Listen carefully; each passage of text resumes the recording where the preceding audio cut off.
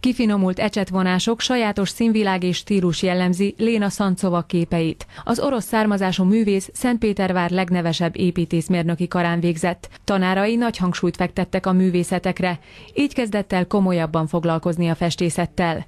A művész elmondása szerint az akvarell technikát részesíti előnyben, de olajfestményeket is szívesen készít, emellett a grafikák is közel állnak hozzá. Legjobban szeretem nyilvánvalóan az embereket festeni, az emberek érzéseket, a belső dolgok, amit kifejeznek az emberiség lényege.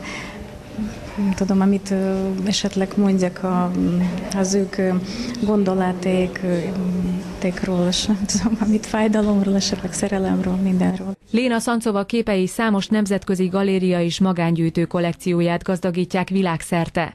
A művész Szolnokon telepedett le, nyíregyházi kiállítását az Art Missio alapítványnak köszönhetően láthatja a közönség. Az alapítvány országos hatókörű, és így az ország különböző régióiban, megyéiben képviselve van, többek között Szolnokon is, és a szolnoki festőművésznőnek ez hát itt a Térgalériában az első ilyen bemutatkozása, ezen kívül Tokajban, a Tokaji Galériában lesz ezt követően úgy szintén egy kiállítása. A tárlat szeptember 30-áig látható a Nyíregyházi Térgalériában.